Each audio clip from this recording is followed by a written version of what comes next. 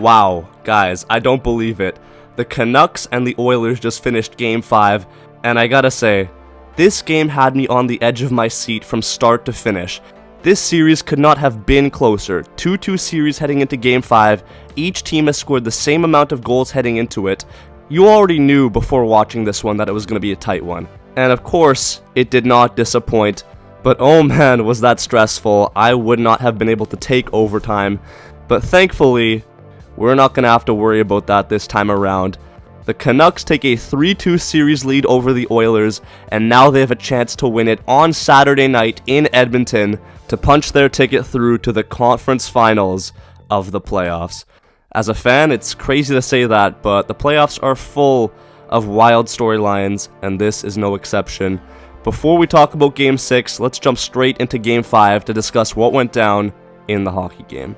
Early on in the game, the Canucks take a penalty, not the best way to start off, but they dialed in and they killed off the Oiler power play, so the vibes were high at Rogers. Shortly after, though, it's Evander Kane who gets on the board, makes it 1-0 for the Edmonton Oilers. Frustrating one, but what do? We keep moving.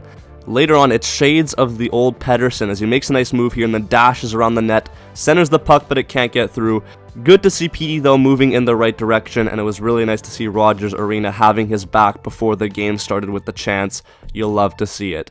Later, it's the Oilers with another power play, but it seems like they're running out of options because the Vancouver Canucks are taking a better approach to it. Busier sticks, getting in the lanes. She loves making the saves. Beautiful stuff from the boys in blue. Shortly after, it's Hughes who hits the crossbar with the shot there.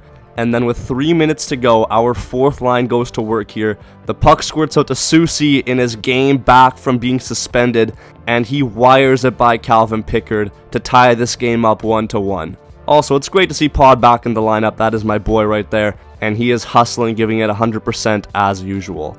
This was a real nice goal, except seconds later, the Oilers break right back on a 2-on-1 here, and it is Janmark with the goal off of a Connor Brown feed. We really let Connor Brown get a point on us in 2024. Crazy stuff, but whatever. 2-1 for the Oilers at the break. In the second period, a great response from the Vancouver Canucks. They get a power play here, Miller with a great power move, but Pickard the save. And then Phil DiGiuseppe, in his return to the lineup, fresh off of a new kid, gets the puck here and then slides it through Pickard's pads to make it 2-2 in the hockey game. Looks like Phil DiGiuseppe is McPowerplay's father now. You love to see it. And then for the remainder of this period, the Canucks turn on the burners as they almost double the Oilers' shot count here. Listen, man, they needed a response, and that is exactly what they gave us. I'll say it once more, it was a great period from the boys. But then hold on, in the last couple minutes of this period, Warren Foegele comes at Pettersson with full speed, Pettersson with a reverse hit, and then he gets called for charging. I don't want to go too in-depth on this because I don't really care, we won. But how is it possible to call a charge when you're stationary? That just doesn't make any sense, but whatever, as I said, it doesn't matter because the Canucks had the answer to the Oiler power play. The game stays 2-2 as we head to the third period of play. In the third, Nils Höglander with a grade A opportunity, but then it's Calvin Pickard who deflects it off the post and it stays out. Great save from Pickard, but I nearly pulled out my hair after watching this one back, but whatever. Anyways, as the time was winding down, it was looking like we were going to get another overtime. I don't know if my heart was going to be able to take it, but then this happened. Regulation time, it looks like. Here is Lindholm looking to set at the post. JT Miller scores! I should have known, man. I jump out of my seat.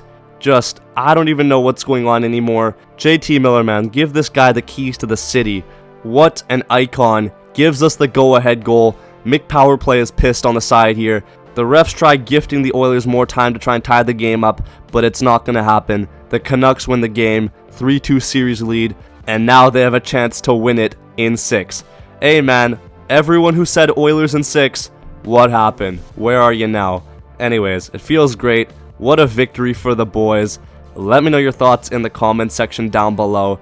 Thank you all so much for watching. We are almost at 10k subs. Let's try and get there by the end of the series. And yeah, man, it's been real. Game 6 on Saturday. I'll see you there. Peace out and take care.